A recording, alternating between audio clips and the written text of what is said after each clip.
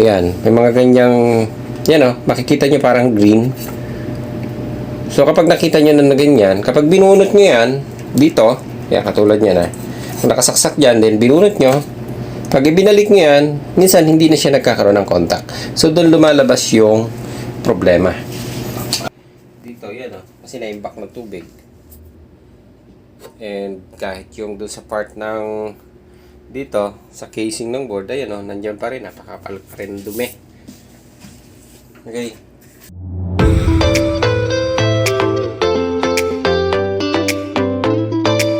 Okay, good day! May gagawin ako dito na unit na LG. Ni-request lang ito na gawa natin ng video dahil parang ang report sa amin, nilinis nila yung unit.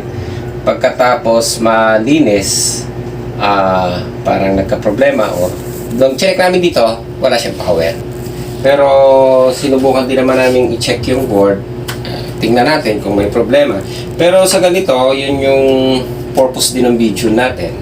Before kayo tumanggap ng cleaning ng mga ganito, lalo na kung kita nyo sobrang dumi, silipin nyo ito before nyo galawin.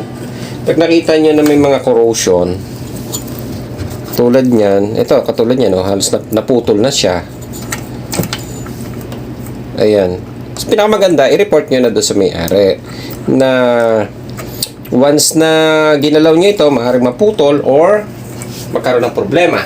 So, hindi nyo rin siya pwedeng after na linisan is ibabalik lang din dahil maaaring magkaroon siya ng lost contact dito, lalo na kung may mga ganyang corrosion. Dito, ilapit mo na konti, post lakay. Ayan, may mga ganyang, yan o, makikita nyo parang green. So, kapag nakita nyo na ganyan, kapag binunot nyo yan, dito, yan, katulad nyo na, kung nakasaksak dyan, then binunot nyo, pag ibinalik nyo yan, minsan hindi na siya nagkakaroon ng contact. So, doon lumalabas yung problema. Kaya pagka nakita nyo na ganyan, so, i-report nyo na doon sa may-ari na maaaring magkaroon ng problema yung unit. Ayan, para maintindihan nila. Ayan, papakita lang natin dito. Okay, ayan o. Kita nyo may mga spot ng kalawang.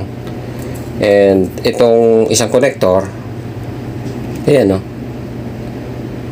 corroded na siya.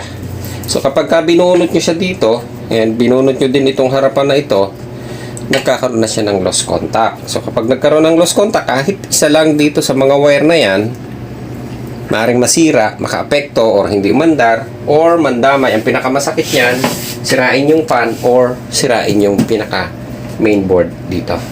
Okay, so bago natin umpisa, kakalasin ko na rin muna itong board para makita natin kung magpapower siya. Malakas ito eh. Okay, ayan. So kahit yung board, mapapansin nyo parang pag nilapitan nyo, ayan ah. So medyo mapapansin nyo din na parang nagkakaroon na ng corrosion. Yan kasi yung nagiging resulta ng board at ng unit kapag minsan kulang sa preventive maintenance or kulang sa tamang paglilinis. Tingnan nyo yung ilalim, nagkakaroon siya ng kalawang. Dito, yan o, kasi naimbak ng tubig. And kahit yung doon sa part ng dito, sa casing ng board, ayan o, nandiyan pa rin, napakapal pa rin dumi. Okay. So, ang gagawin na lang natin na remedy muna, ito kasi kahit na magpalit kayo nito, meron naman nabibili na buo nito, yung wire. Ito, meron din. Naka-assembly na siya. May na-order naman. Kaya lang, ang kadalasan na nagiging problema, ganito pa rin. So, once na nagkaroon ng nabasa or nagkaroon ng moisture, ang nangyayari, pag nagkaroon ng corrosion na ganyan, napuputol. Katulad niya, naputol na nga yung kulay yellow. Putol na siya. Kaya parang sila yung pinag-abutan na nasira na talaga yung unit. Siguro nung una na chinek nila is umaandar pa dahil hindi pa nila ito pinubunot. Nung binunot nila, saka siya nagkaroon lumabas yung problema dahil naputol nga or nagkaroon ng lost contact yung mga connection ng ating connector wire. Okay, so mayroon kaming mga ganitong wire dito. Actually, ito na lang din ang ginagamit namin. Ayan o, ganito. So, dalawang ganito lang din naman yung ginagamit namin. Actually, ano tawag dito? Ayan, idudugtong lang natin. Kasi yung bago na ganito, meron namang mabibili. Ang problema nga lang, yung bago, ganito rin ang inaabot kapag nagkakaroon ng corrosion. So yung ganito na kinakabit namin, yun, sabihin natin, medyo na-tampered yung unit dahil iba na yung ginamit natin. Pero mas guaranteed namin kasi na tumatagal dahil mas malalaki ang wire nung ginagamit namin. Okay, bunutin ko lang. Ayan. Okay. So, ganitong klaseng socket. Terminal. Ayan. So, puputulin lang natin ito sa gitna. Ito. Then, idudugtong natin. Tingnan natin din kung aandar talaga siya. Yan. Tapos, ito yung gagamitin natin na connector dito. Ayan, kahit nga dito, parang siguro pag sasara nila, naiipit. Yun. Dapat na ikakabit din ng mga ito. Halos natalupan yung wire, no? Naiipit dito. Okay. So, puputulin na rin natin to. May mga color code naman siya dito, blue, yellow, ay tawag dito, green and yellow. Then ayun, so hindi tayo malilito na pagbabalik, so pwede na natin siyang katingin dito. Yan. Okay, tanggalin na nga natin to. Lalagyan na lang natin ng tape.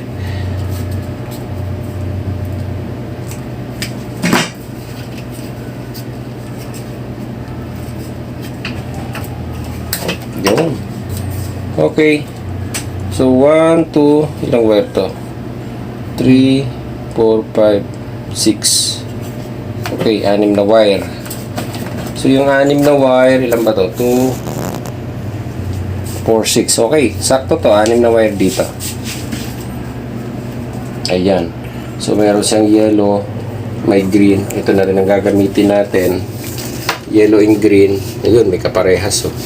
Okay. So, papansin nyo yung size ng wire. Magkaiba, di ba? Compare dito sa wire na to, mas pino. Ito, mas makapal.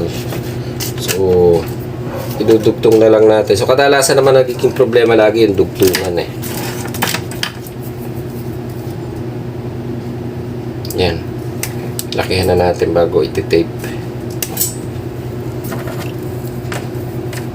Then, titingnan natin kung aandar na siya.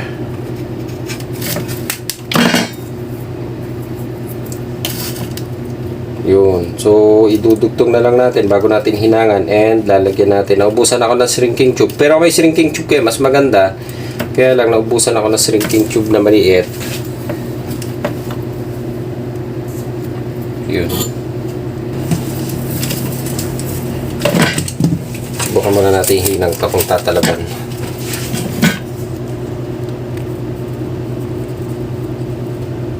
Yun. Para matibay. Hindi siya basta mahahatak.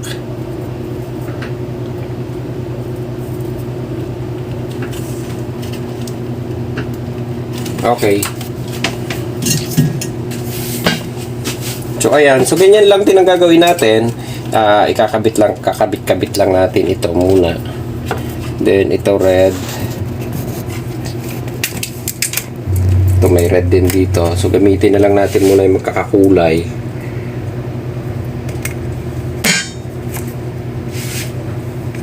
Yan.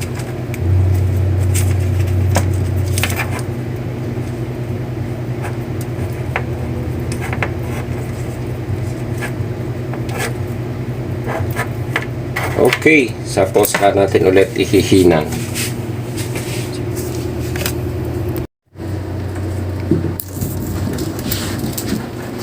Ayan, okay. So, si Lakay ang nagtuloy ng ating ginagawa. Ayan, so ikakabit-kabit lang naman natin itong mga wire muna na ito. Then, titingnan natin kung aandar. Ayan. Sige, lagyan mo ng mga hinang.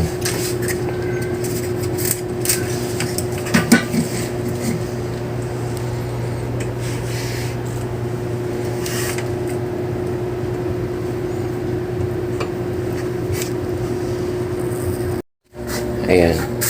So, mapapansin nyo yung kabila. Pinaputol ko na rin siya. Ayan. So, ikakat na natin din ito. Itong terminal na ito, tatanggalin na rin natin. So, ganito naman ang gagamitin natin. Diretsuhan na siya. Tatanggalin na natin yung connector. Simula din papunta doon sa ating control. Ayan. So, yun yung dinugtong niya. Lalagyan na lang natin ng mga tape. Mayroon mas maganda kung may shrinking tube kayo. Ipasok nyo sa shrinking tube ito. Ayan. So, nataon na naubos. Nakalimutan kong bumili kanina. Ayan. Pero nakahinang naman para siguradong matibay. Ayan.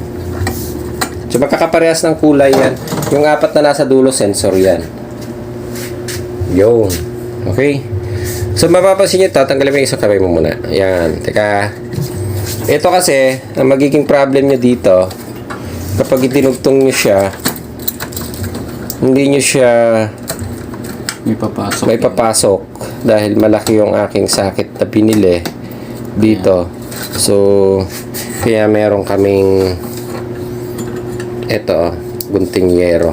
Ayan. So, kinakat namin siya doon para yung wire na ipapasok namin. Sige, katingin mo. Umpisa mo sa taas. Hindi ka marunong maggupit ng yero, no? Yun. Okay.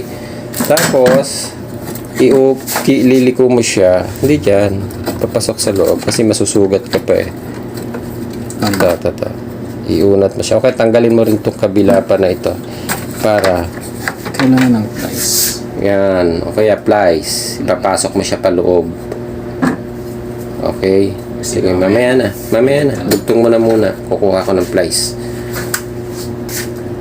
Tandaan lang yung... Ayan. Magkakakulay yan. Hindi kayo malilito dyan.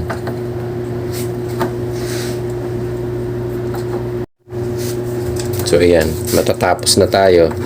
Ito na. Lalagyan na lang ng tape sa isa. Dito. Ayan. So, titape pa na lang. Ito na yan. So, 6 na siya. Sakto siya yung 6 6 na wire. Tapos, yung natitirang 4, kasi bali 10 wire siya. Yung natitirang 4 na yan, sensor. So, okay lang naman baliktad. Basta, dito tama yung dalawa. So, doon sa kabila. Yun. Okay. Ayan. So, yung ngayon, puputulin mo yung sa gitna, diba? Yan. Sige, putulin mo muna.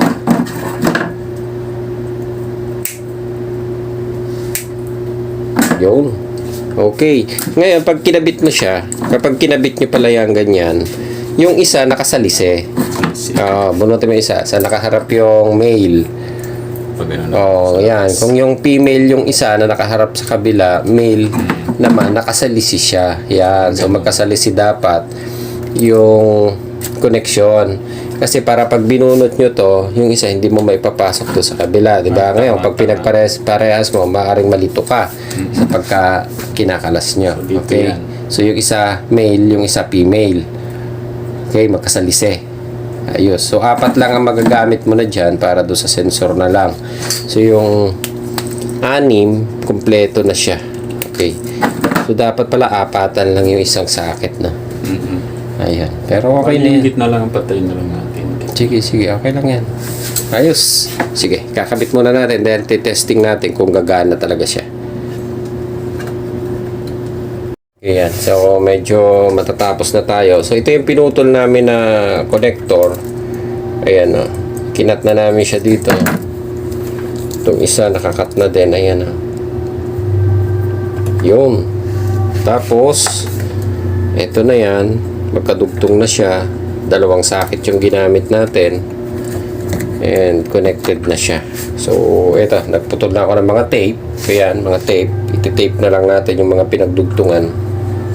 Lalagyan natin ng electrical. Okay. So, papatapusin lang muna natin to magdugtong ng yun. So, nilagyan natin ng hinang para sigurado hindi siya mahahatak. Okay. Ayan. So, matatapos na si Buslakay ng pagtitape. Ayan. So, nilagyan lang muna natin ng tape. Saka natin siya babalutan mamaya. And then, itatry din natin muna kung Tama yun. aandar. Kung di mandar, di sira. Ano? Bitin. Ulit.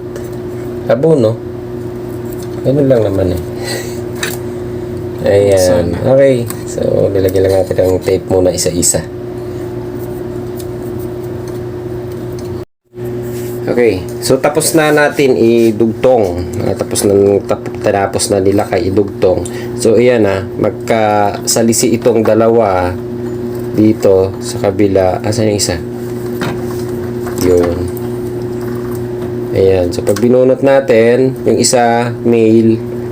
Then, yung isa, ayun, hindi na matanggal. Okay. So, ayan na. Magkasalisi siya. Para pagka kinabit nyo siya, hindi siya. Pero may makukuha kayo na saktong maramihan. Yung, meron alam ko may nabibili niyan. Yung mga 12 wires. So, itong nakuha kasi natin, 6 lang. So, ayun. Bali, ang nagamit lang sa kanya, 6, 7, 10, o 10. So, may bakanting dalawa.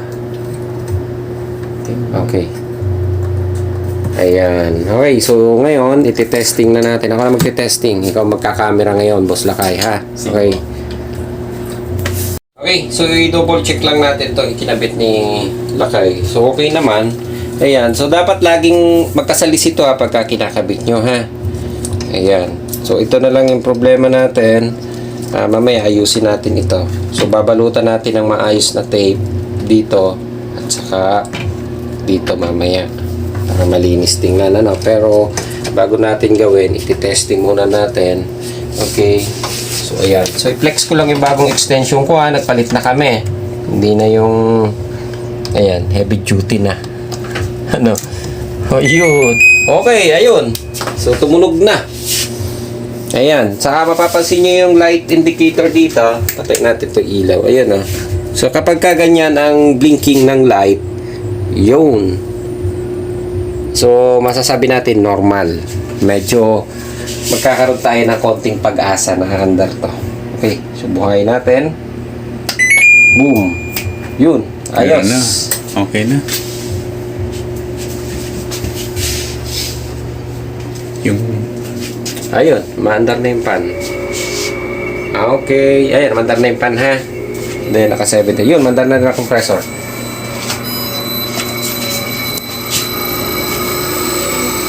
Okay na, maandar. Kuha na natin ng ampere para makita nyo ng maandar na siya. Ayan. So, ito extension na ginawa ko, flex ko na lang din. Ginawa kong ganito para madilim, no? Madilim. Bakit madilim? Ayan. Lalagay tayo ng ilaw, ah. Yan, okay. Kaya meron siya doon kasi pag nagsusukat ako ng ampere, yun. Okay, ayan, 3.3, 3.4. Kaya ganito siya. Tingnan mo yung ating extension na ginawa. Okay, ito, taas. Yun. So, malaking wire na yung ginamit namin na pang heavy duty. O, diba? Sakto. Yun, maandar na. So, medyo... Okay na, ayok ko muna. Medyo maingay, ah.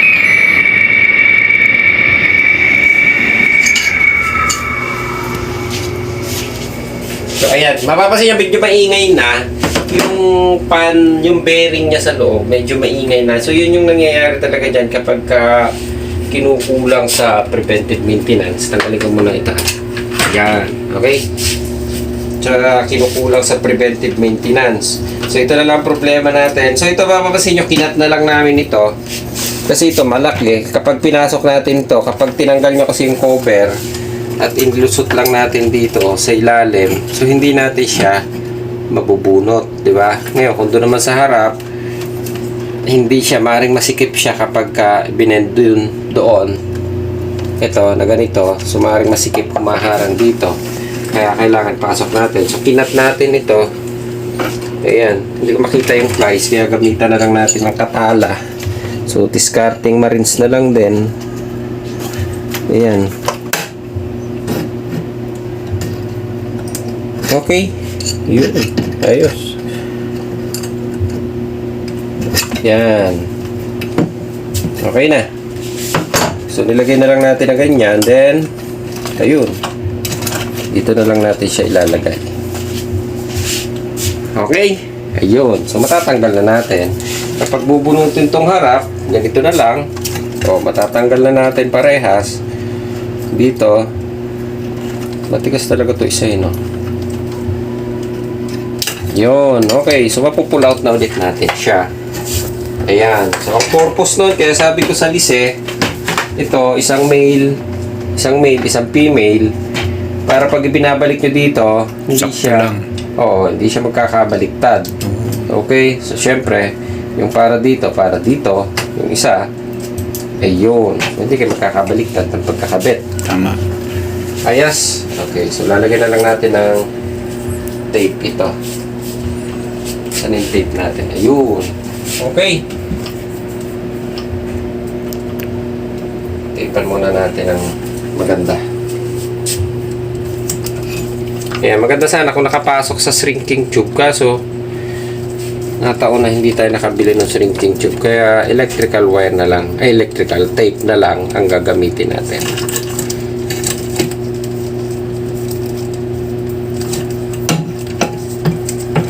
Ayan. So, ganito yung ginagamit namin. Medyo makapal kasi ito yung medyo matibay.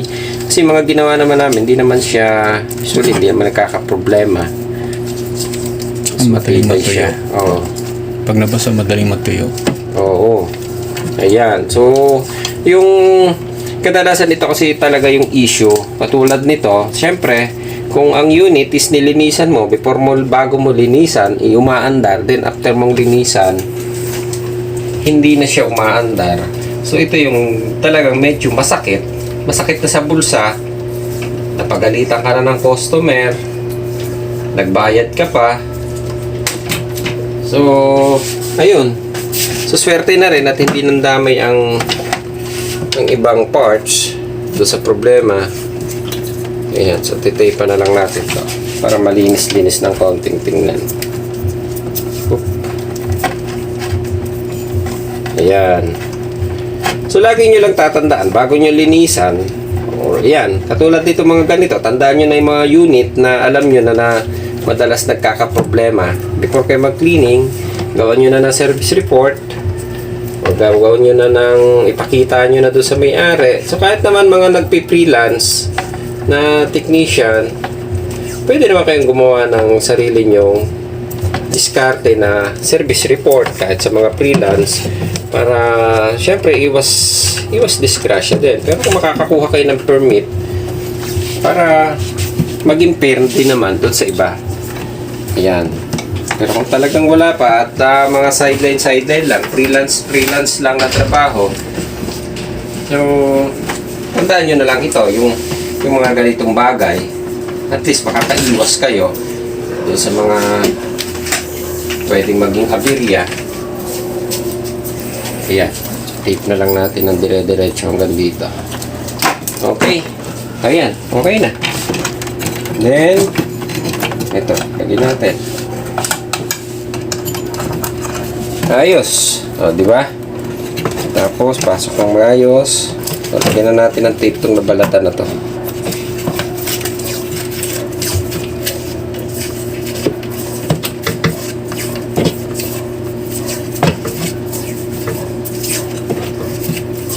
Okay.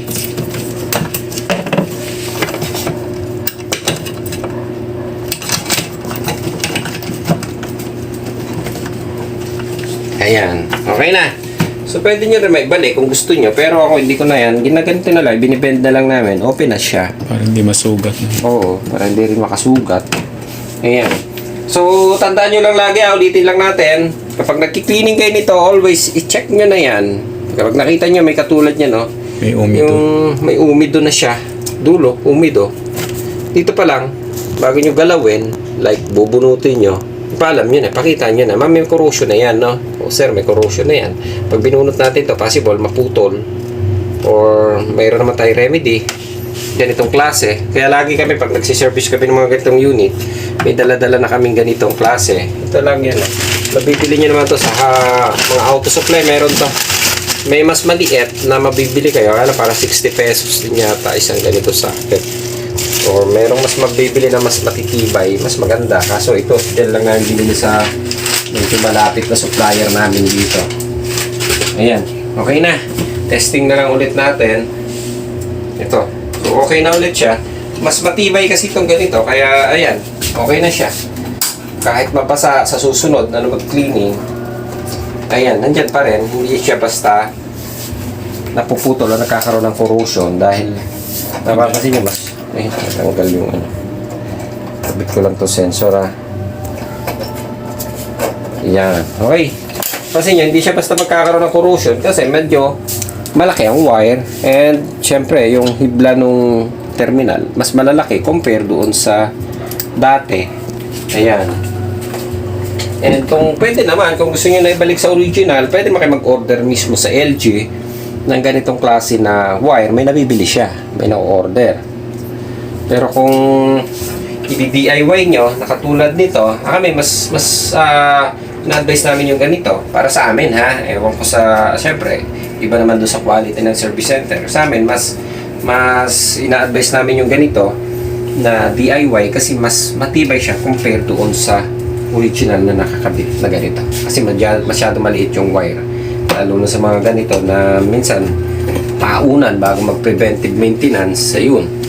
Okay, so testingin lang ulit natin. Inisan natin ng konti. Pwede ko lang to.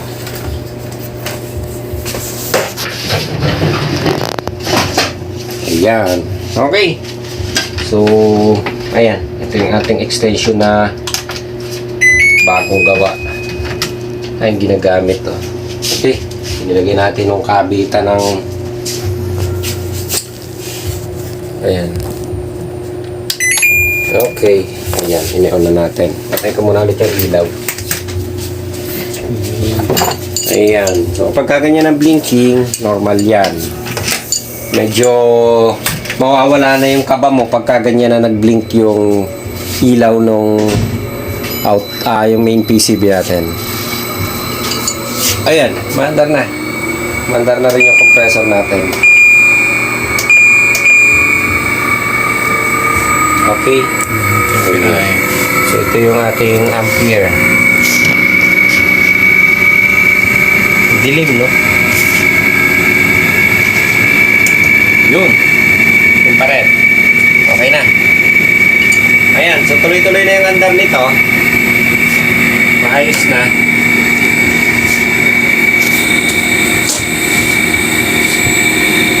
Yan o, maingay na yung pinakapan niya. Kahit na yan po yan o. Kahit sabihin yung dual inverter o DC inverter siya, DC yung pan motor, maingay na siya dahil dun sa bearing niya dun sa loob na minsan nababasa kasi yun eh. Pero mahirap kasi kung babaklasin na i-DIY nyo na papalitan ng bearing. Hindi ko alam kung kakayanin na mapatino o maialay ng maayos. Usually pagka ganyan maingay, talagang request is replacement na talaga din ng ng pan motor. Kaso may kamahalan nga lang din yung pan motor. So ayan, makapagtsatsagaan muna nila sa init ng panahon ngayon. Pagtsatsagaan na muna na ganyan kahit medyo maingay yung ikot ng andar ng pan motor. Okay na. So ayos na tayo dito. Ayan, ganito lang kasimple yung ginawa namin tinugtong na lang natin. And ayun nga, sabi ko sa inyo, kapag naglilinis kayo, is always i-check nyo ito and gawan nyo ng service report bago nyo galawin ang unit para maliwanag dun sa customer at sa technician. Okay? Ayos!